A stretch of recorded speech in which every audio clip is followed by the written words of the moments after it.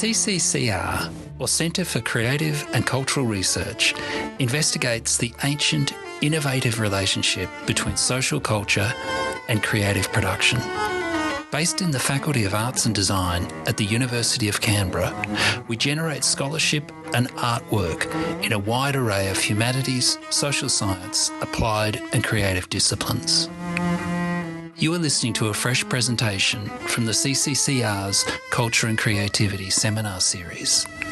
To learn more about the Centre's work, please follow the links in the program notes. This podcast was recorded on the unceded lands of the Ngunnawal and Ngambri peoples.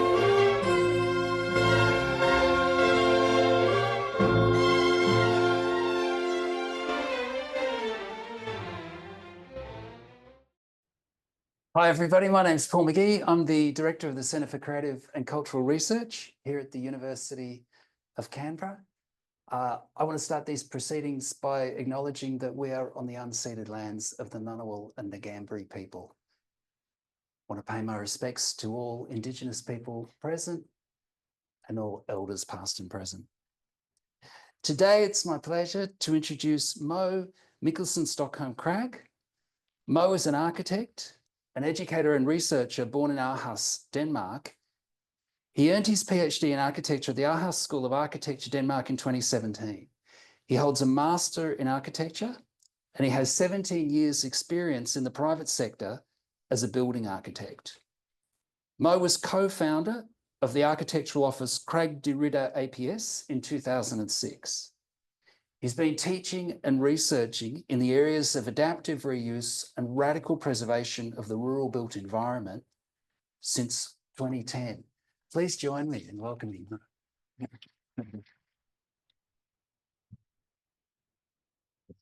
Thank you for inviting me. I'll get started then. The field of cultural heritage has to a large extent, at least in Western Europe countries, been occupied with prolonging, upholding, restoring, and even improving in theory as well as practice. In contrast to this, I will try to report on a series of experimental preservation attempts carried out as research by design. These preservation attempts were carried out, undertaken as radical preservations, full-scale transformations of abandoned buildings in the rural areas of Denmark. The research revolves around immaterial preservation, community engagement, collective memories, decay processes, and obviously the physical interventions themselves. That's cool.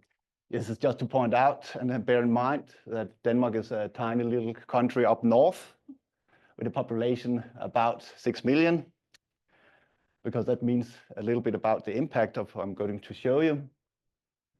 But to set the scene, I'll start with a series of abandoned buildings in the rural areas of Denmark. Here we got a vernacular farmhouse located in the center of a rural village, 250 years old, worthy of preservation. Here we got an abandoned confectionery on the pedestrianized zone of the main road in the rural small town Hurup. Here we got an abandoned school on the island Langeland. And here, at last, we got an abandoned manor house built by an eccentric engineer 150 years ago on the bottom of a drained lake. And you might ask what these buildings have in common. They have all been demolished or condemned to demolition. In the case of this one, a young arsonist chose to burn it down 2.5 years ago. You may ask, how did it come to this? It's caused by a social migration. Here we got Denmark again, from the rural areas out here towards the larger cities, as Aarhus here and Copenhagen. And this social migration started in the 1950s and was caused by a decline in employment in food production, as this is the case in many other Western European countries. But this social migration also leaves 10,000s of abandoned buildings to fall into decay in the rural areas. And these buildings are the focus of my research.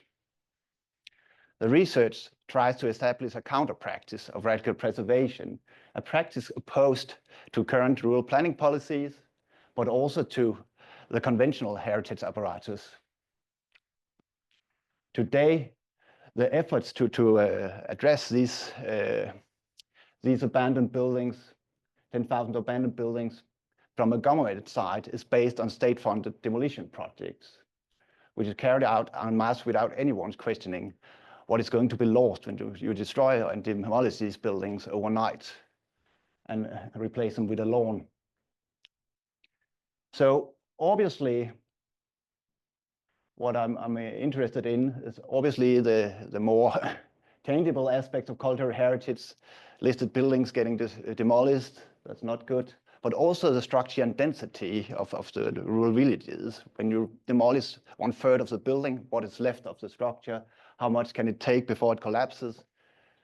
But what I'm going to talk most about today is the unseen, intangible, and immaterial aspects of cultural heritage, and more specifically, buildings as material anchorage points of collective memories, local identities that have a bearing on community cohesion as well. And this, in my view, it calls for an expanded and revised cultural heritage apparatus that includes identification and methods and new heritage practices as well.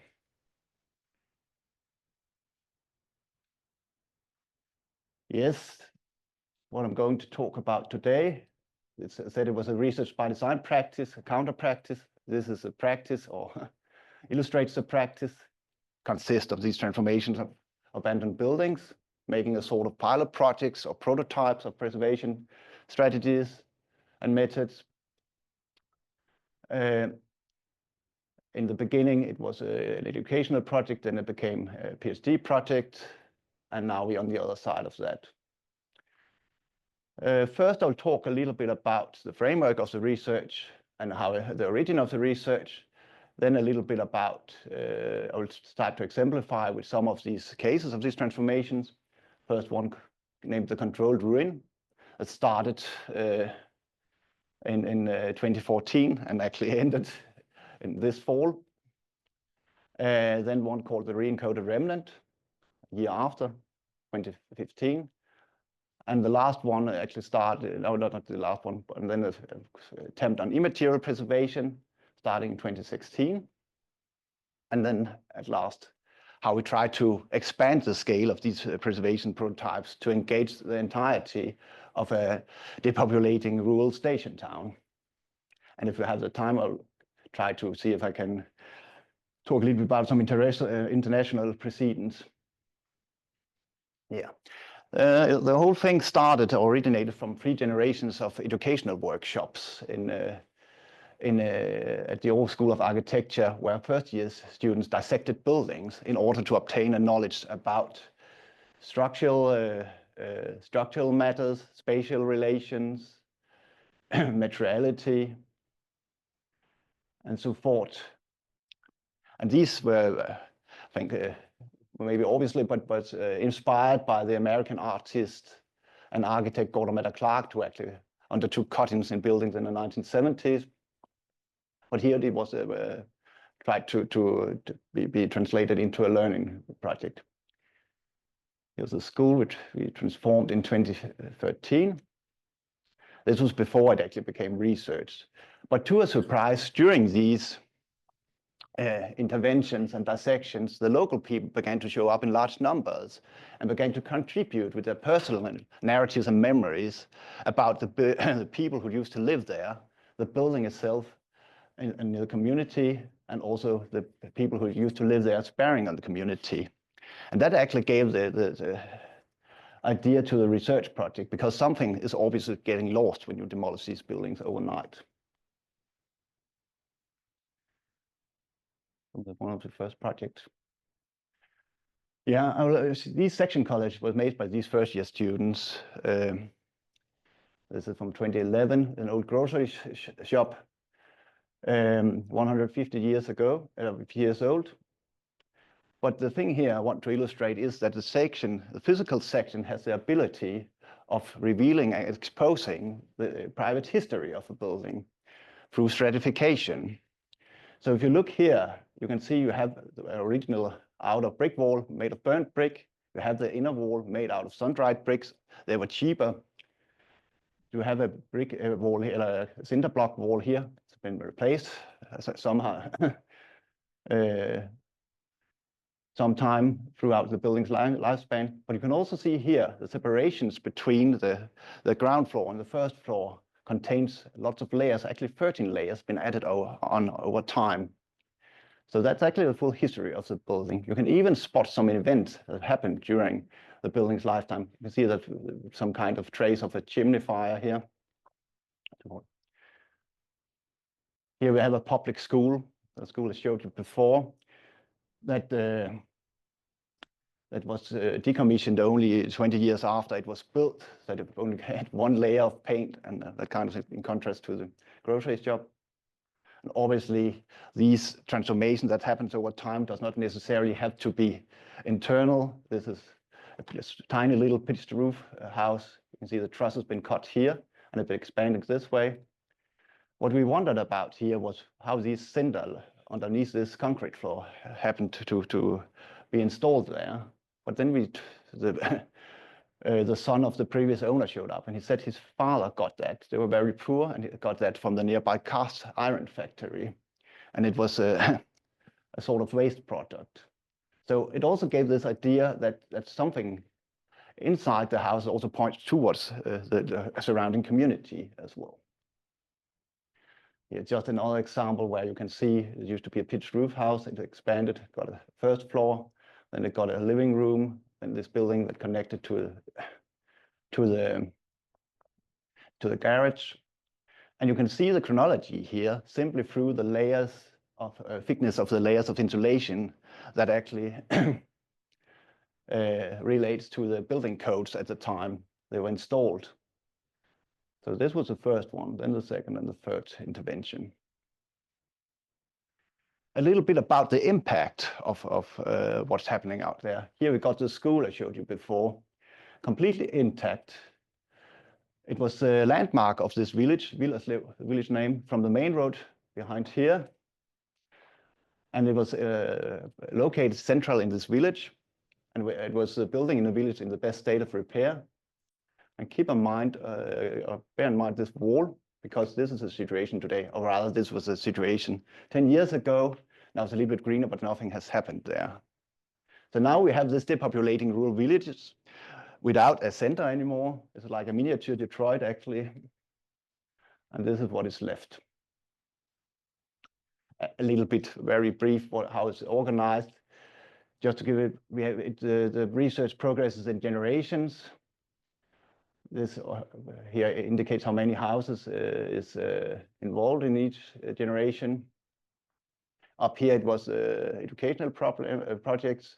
Here it became research and a doctoral project. It ended here, and now we're actually trying to make it expand to the entity of a rural station town.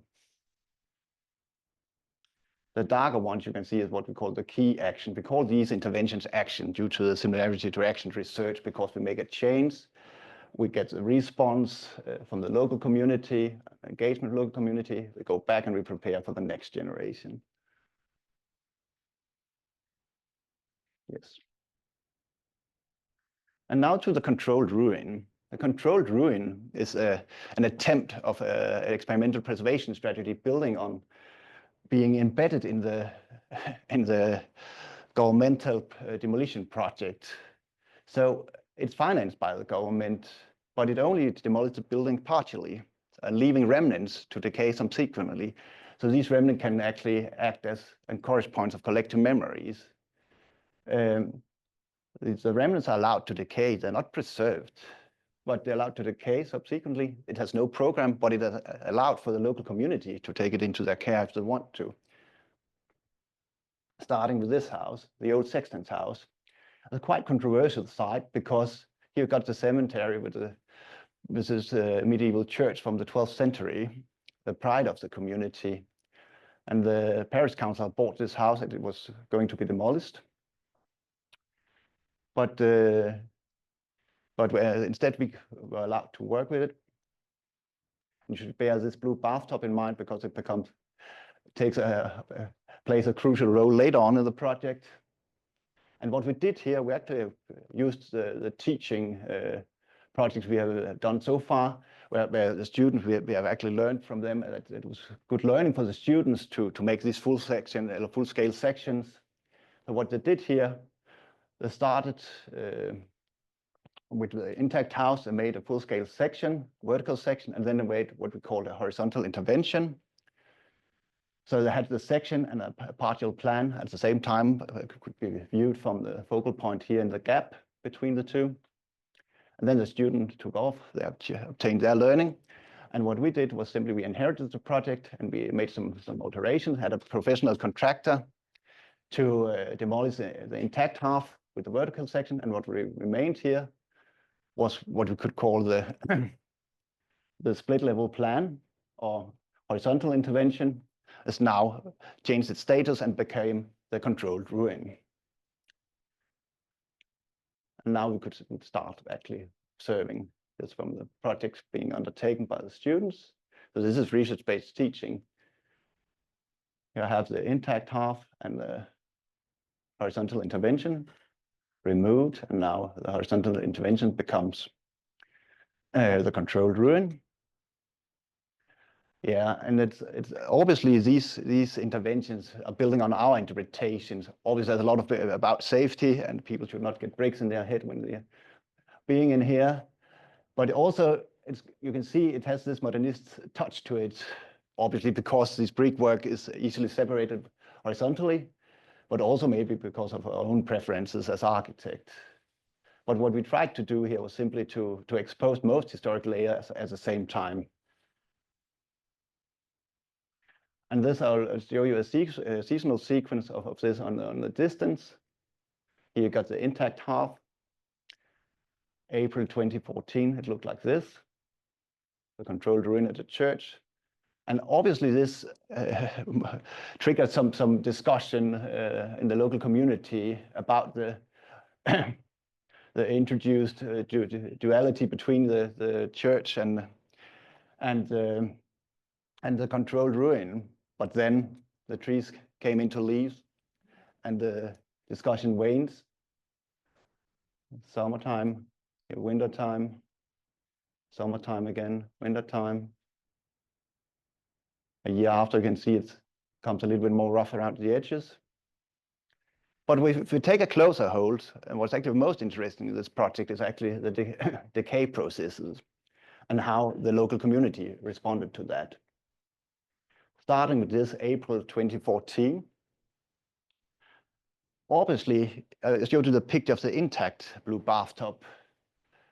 This reversal of private into public obviously triggered some discussion among the local people on the merits of privacy. But still, they considered it a neat and a clean place and accepted it somewhat. But then it faced the first Danish winter, and frost erosions turned it into this. And now the criticism started to increase. And what we did, we actually had organized a Paris evening. I was invited to to try to talk about the research perspectives of this project. And at a point during this evening, the local sexton asked, "Are we allowed to do something?" And I said, "Yes, of course, it's yours. You can do whatever you want. You can also demolish it if you don't want it to be there anymore." And what they did was they cleaned up the place, added benches and green plants, and made it into a recreational space to the cemetery, next to the cemetery. And then the incipient and the rapid stages of decay started to decrease, and it stabilized, at least for a while. Yeah, this is the first 3 years or 2 years or something like that. And then we take a jump until, not yet actually, here. That's actually how it looked like 2 years ago or something. And it was almost gone here in the fall, and they decided to remove the last remnants. But this is actually what it was about. They re-inhabited the place. We can call it an act of appropriation. And it actually made it a space for exchange of memories of place. And this actually also points towards preservation as something that is not necessarily aiming for something permanent or anything like that. But it could be a long stretch. In this case, it were there for 10 years. And maybe that was enough. I'm not the one to judge about that. But also bearing in mind as an architect that this neatly curated modernist interpretation of the former sexton's house, in order to be accepted by a local community, had to turn into something like this, not unlike a romantic vision of a ruin. The next one I'm going to talk about is the re-encoded remnant. And that's about how to import a new program and a new building, actually, on top of some remnants of a demolished house that's been there already. Here we got the main street in Hurup, that's a small town, second largest small town within the municipality. Here we got the soup kitchen run by 55 passionate community volunteers. And here we got an abandoned house. It used to be owned by the deceased owner, deceased user of the soup kitchen. The manager of the soup kitchen has obtained the funding to buy this house and make an extension to the soup kitchen. And I talked myself into being part of the building committee and were allowed to come with a proposal. They needed a space program-wise that could contain communion, celebrations, and also be a sort of a daily living room or something like that. So the back house as well. So what I proposed was simply to make a sort of a black box, introvert black box, because some of the people who are coming to the soup kitchen are vulnerable, a bit fragile, and make some remnants out of the back house and then the corner, because the scale of the extension were smaller than the original house. So you had the connection from the street, indicated that something has gone on here. You could have visual connection to this remnant in here that contained an outdoors kitchen. And in here you had the gable imprint of the demolished house. And that's how it was, the proposal looked. Let me just detail it. A topping out party. And then it was built completely. And here you can see the green corner remnant, the back house remnant, and inside here you got the gable imprint. The local people still talks about, some of them still ask when they're going to finish this wall, but now it's 8 years ago, 7 years ago. But this is actually maybe not so much a prototype to repeat, but it's more a trigger of discussion, because there's a huge flow of people coming in and out here each and every day. So it's also to facilitate and trigger these discussions on what's going on up there with these buildings being abandoned and demolished. Then the feeder installation. Yeah, the two first I showed to you were obviously building on one of them had a time 10 years span. This one is maybe more, maybe 30, 40, 50 years, I don't know. And then I wanted to see if we could investigate if you can make an immaterial preservation of an important building, at least a building that used to be important in the past for the local community. And we did that with an experimental theatre named Theatre Nordkraft from Aalborg, also one of the largest cities in Denmark. And we got this building, an old confectionery. I showed it in the beginning. This is a pedestrianized zone of this rural small town. You got the 3 stages of privacy, which made this building quite interesting, because you have the bakery shop and the confectionery out here. You have the private apartment of the confectioner couple, and you have the production unit, the bakery out here with the chimney.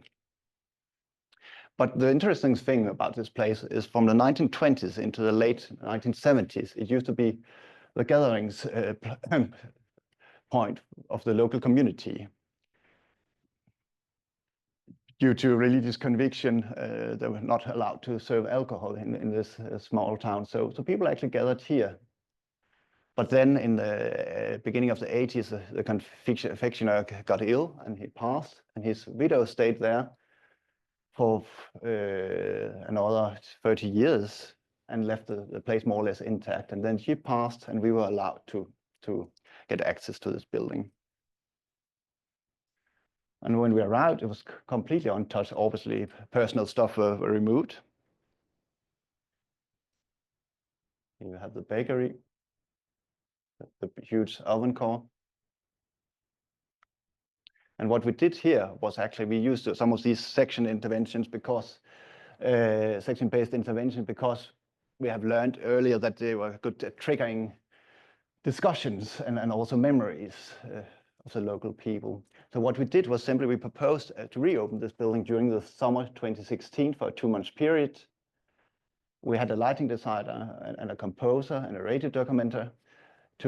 First of all, we tried to enlighten sound to re-establish the building's circadian rhythm, and then narratives of the local residents were installed in this installation as well, and you could hear them. We guided tour around the building as well.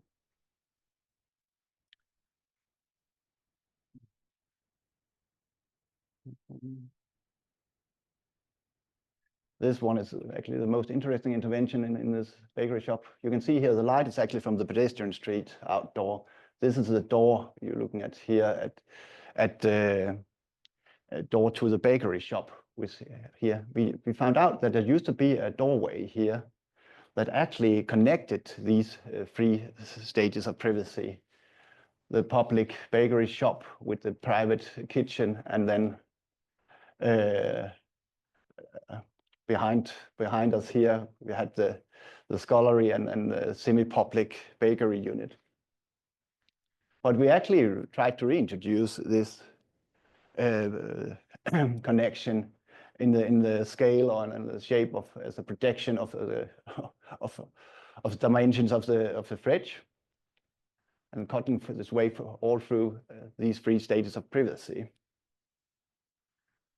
So it terminates here in the gable of the house at the end of the bakery. On the other side from the bakery, and you can see the door handle on the door to the pedestrianized zone of the main road.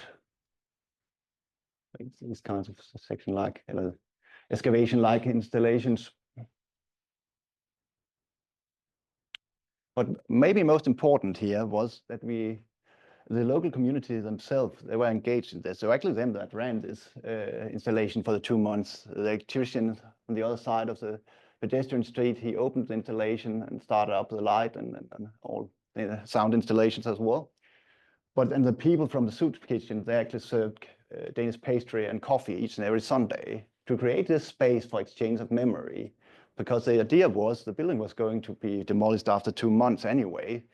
So this was actually a place for facilitating exchange of personal memories into collective memories, and then preserve the building as a sort of collective memories. Okay. The last one, Bedsted, was starting up in December 2019, where we tried to see, okay, now we've done a lot of single houses, and now we wanted to see if we could expand the scale to the entity of a rural station town.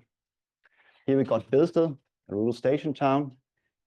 The northern part is doing okay. The southern part, the historic part of town, with the station square, the inn and all that kind of stuff. And this is a railway going down here in that direction. It's not doing good. It's completely being abandoned, and there's a lot of depopulation there. But south of town, you have this existing forest called Rønhede Plantage. And what we proposed, also because we had some national funding for afforestation, because Denmark is a quite repressed farming country, and now we try to cover some of our country with forests. So what we proposed, instead of being a station town, we could weave this forest into town, and maybe the identity of the town could change into over time to a forest town instead of that. And then we'll utilize the pilot from the controlled ruin to keep the same principle from that, to keep remnants of prominent houses that used to be there, to maintain clearings, culturally historic clearings in this new emerging forest as it were expanding into town and weaving into town. And these clearings was obviously to be connected with pathways. Here you got the station decommissioned, a nice little house. You have the railway out here with the active platform. Its railway is still there. You can get off with your bike there if you want to. On the other side of the station square, you have the inn, closed, abandoned. You have the medical care center, closed, abandoned. What we fought for, this one was the first one to be condemned to demolition. So we actually fought, the municipality wanted to demolish it, but we could actually be allowed to keep some of it and then create a portal into the new forest emerging from the south of town. So here, when you got off on the platform, you'll see this portal into the new forest, and you actually have access into the new forest. And that is actually connected to the largest national park in Denmark, almost. In a few years, it will be. Come up with a proposal with a lot of different institutions involved.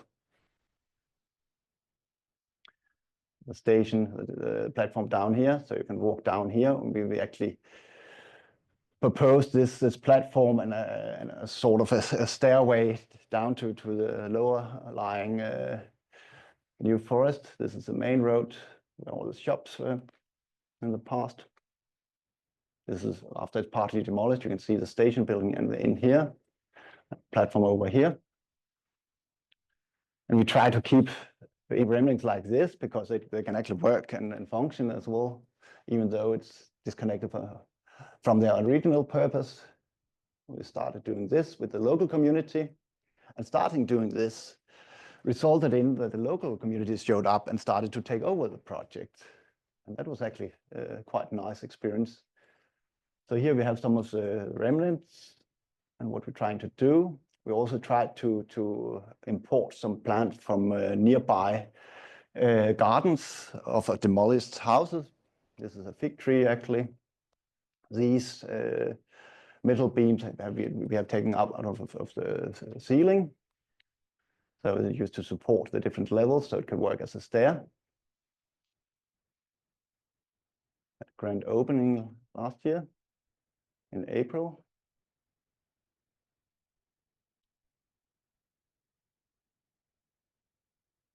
But obviously, it also had to be done a little bit with the salami methods, because one small step at a time, because the aesthetic preferences of the people living here might not align with ours. So some of us like decay, but that's not necessarily the case there. So this is from the summer. This summer looks like this, and now the forest is slowly but surely emerging that direction and connects to it. The next one to go is this, the old inn, and we actually want to make that into something similar, but it's probably have a bit of this corner, and then it'll be sort of greenhouse and a winter garden for the nursing home that's actually located up behind here.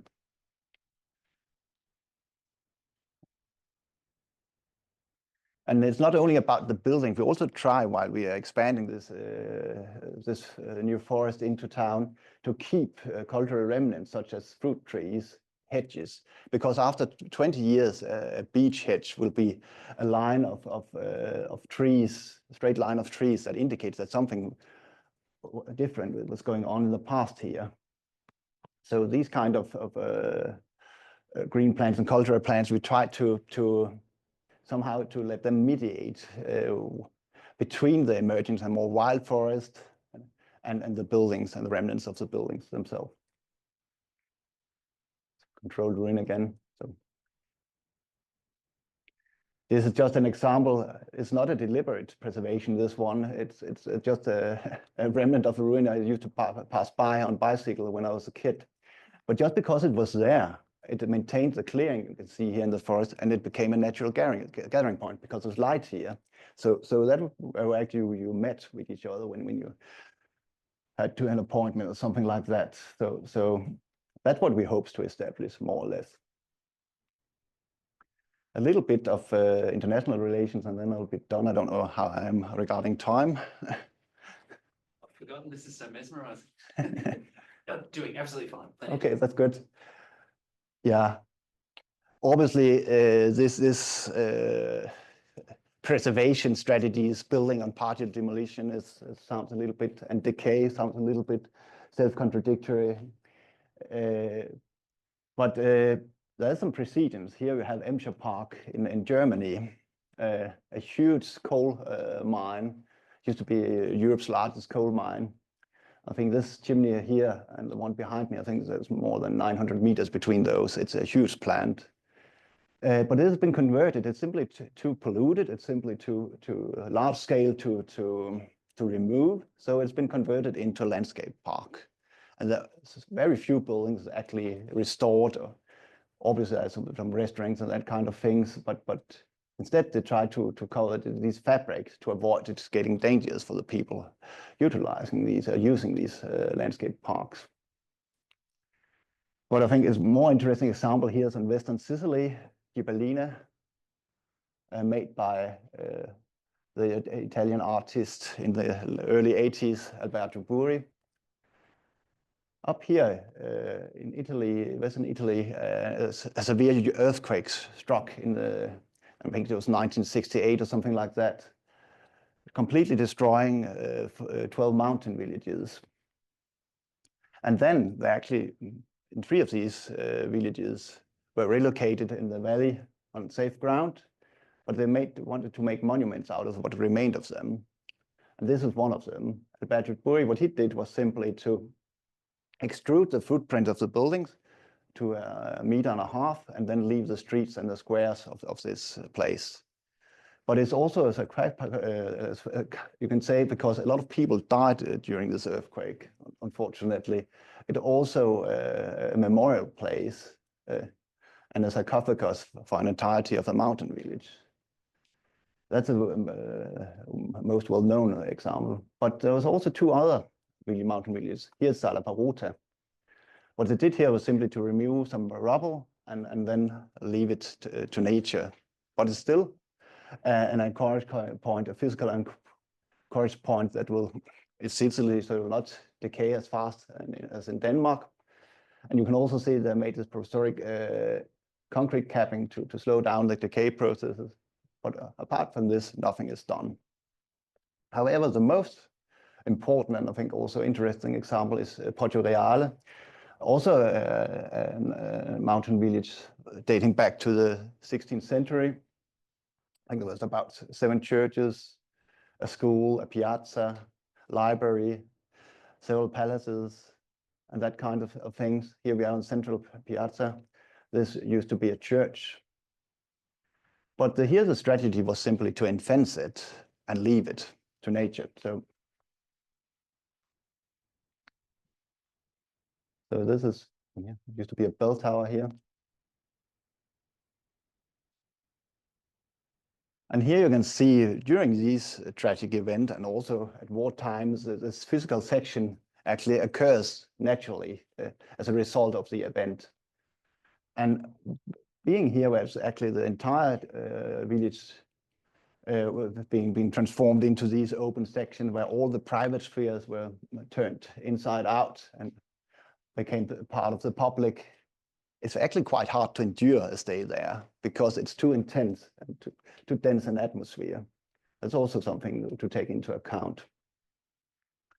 But here you can see a theater with the balconies, a library in concrete from the fascist period that's actually stays intact, but obviously also abandoned. And then a staircase that's been there for the last 50 years, 3-story high in marble. But that relates a little bit to the controlled ruin and actually leaving things to nature and also leaving it to be re-inhabited if anyone wanted to. But if you look at Detroit, it's the most extreme example on a million city suffering from depopulation. Detroit contains a catalog of extreme examples on what you can call radical preservation. This, even though they are not deliberately done. The city center here, and this is from the donuts that's condemned, and then here you got Grand Music and Theatre. And actually, from this one, I actually got the idea to make the the imprint on the soup kitchen, because this used to be Grand Michelsen theatre that could accommodate, I think, 4,000 guests. But during the downfall of Detroit, it was converted into a parking garage. And I think because it was easier, they just left the ceiling. But still, it is some kind of historic anchorage point that actually tells us that something else was happening here in the past.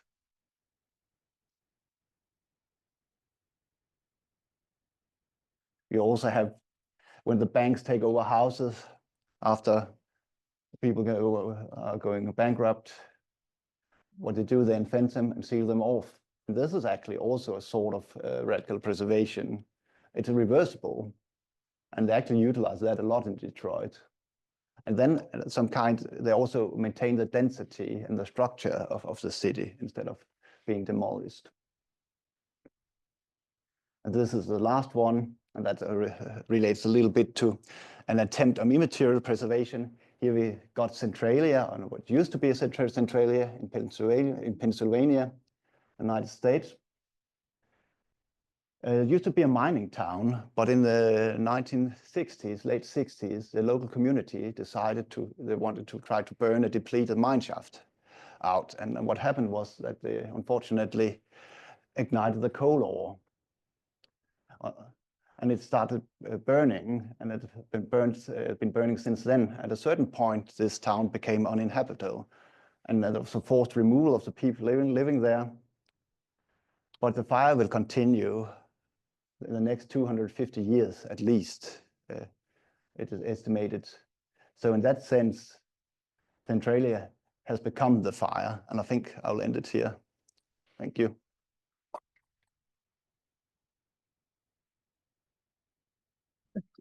Oh, thanks so much, Mo. That was really extraordinary. Wow. Okay, I'm going to call for comments and questions. Any questions? Yeah, Kerry. Thank you, Mo, and thank you for some of those beautiful visuals.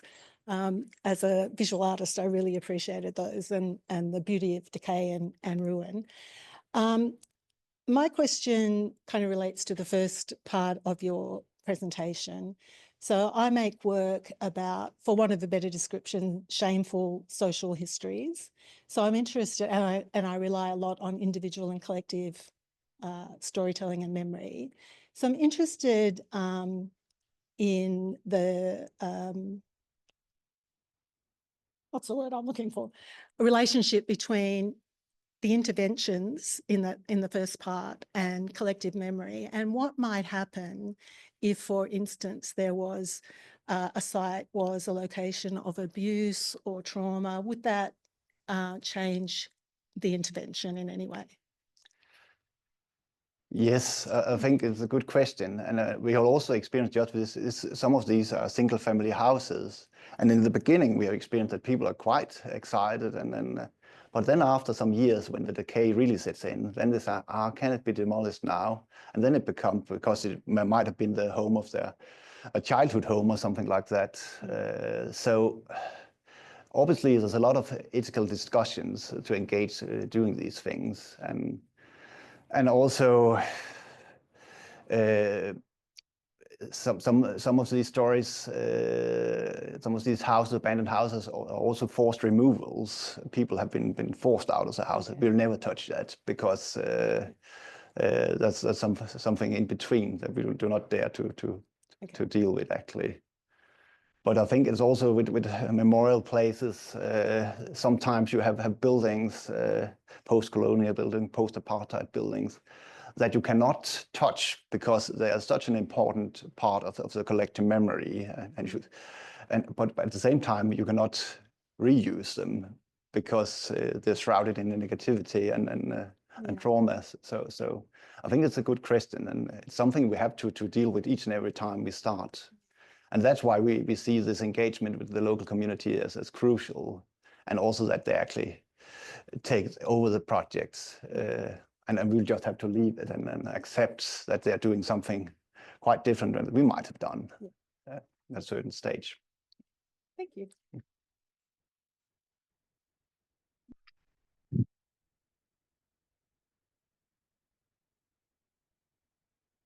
Thank you. My name's Karen. I'm really interested in this. I'm doing a creative conservation project. So I want to know more about the term radical conservation. How would you describe that?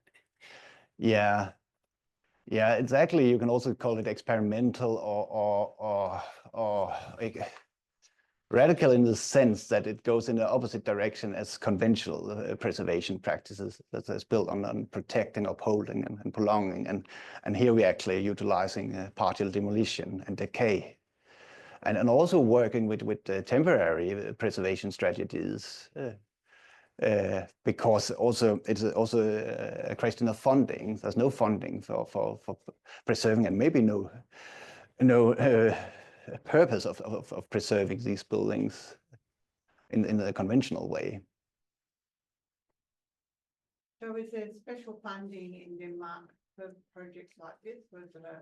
Is it across? Yeah, it actually funded by the demolition project itself, because it's embedded in this economies of and that's actually what I like about it, is working on the underside of consumerism. It actually utilizes the same funding for a different purpose. And then we try to add to that, that we can utilize some of the funds for national afforestation to, for instance, to let the trees create spaces instead of, and maybe also. Yeah, that's actually since 2014 we haven't had architect students doing projects up there, because it's also a matter of funding. But we're working with professional demolition crews, and always also liability and safety and things like that. It takes a lot to arrange these workshops and getting everyone home again.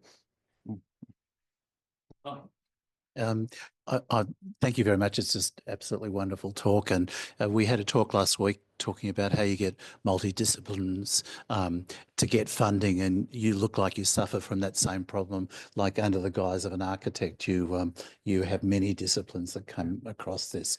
But my question comes at a slightly different angle, which is, and again, I preface that I'm not an architect, but architects tend to be three-dimensional people. They construct buildings and they design, and then they add a slight tinge of a fourth dimension, which is that their buildings have a purpose throughout time. But basically they build, small population of people build in, and then they're destroyed and built upon, and that's sort of what I've grown up as architects. But what you're really doing, if I can look at it and have a sense of it, is that you're changing that question of what the purpose of the building's for. It's not only the purpose for the architect and the builders to build it, a population to live in it, a population to use it. But what you're doing is creating another dimension at the time, which is extending the life of the building. But instead of the building now being populated by people, it's now populated by people's memories. And you're allowing the community to have access and using the building in a slightly different construction.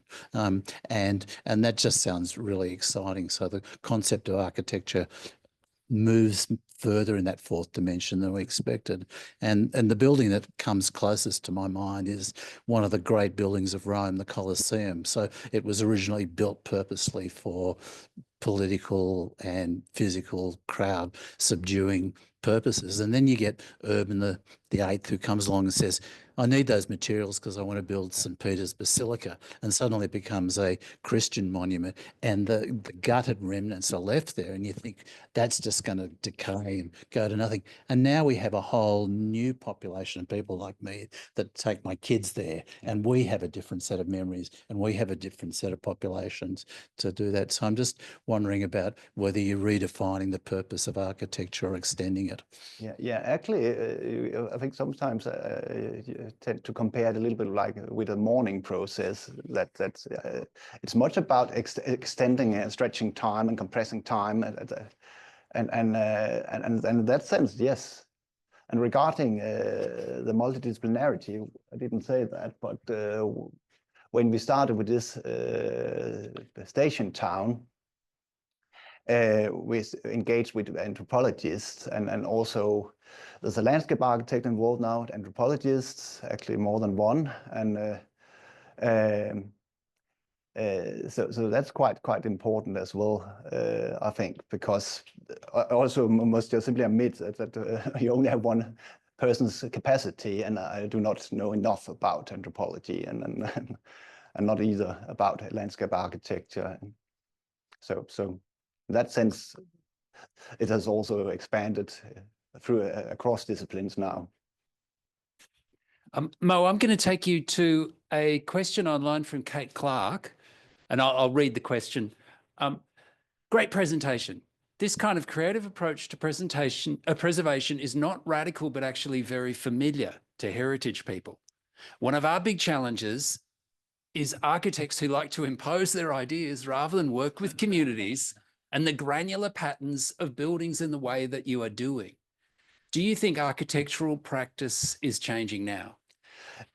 Yes, I hope it is, because at least in Denmark, I know also a lot of other places, what you do, if you buy a house, you simply demolish it and build a new twice the size, and destroys everything, even the garden, the trees, everything. I hope it does. In Denmark, we are talking about making a building stop and put the focus into transformation and adaptive reuse instead of, because more than 50% of the carbon emissions arrive from the construction and also maintaining buildings. So in that sense, I hope, but what I see out there, nothing has changed. But politically, it has started this discussion has started now.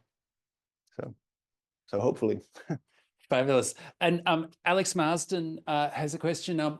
Very interesting. Thanks, Mo. Have you included historians, oral historians, other research or art professionals in any of your projects? Yes, historians, we actually work closely together with the local museum up there. And we also have a professor from the National Museum involved in the project, and some archaeologists. Because it's different, maybe a different scale, but it's actually the techniques we use is actually closely related to archaeology as well. So yes, we have, and also in particular what we call contemporary archaeologists. So I want to ask you something that's maybe it's just a response to what you've presented, which I found totally stunning. It made me think of our library here, which over the last 7 or 8 years has lost more and more books, to the point now that only about a quarter of the floor space is given over to actually holding books, and the rest is all gathering points for people to download articles on their computers, and all of the holdings are now electronic subscriptions. I feel a great sense of loss whenever I walk in the building. It feels to me like the guts have been ripped out.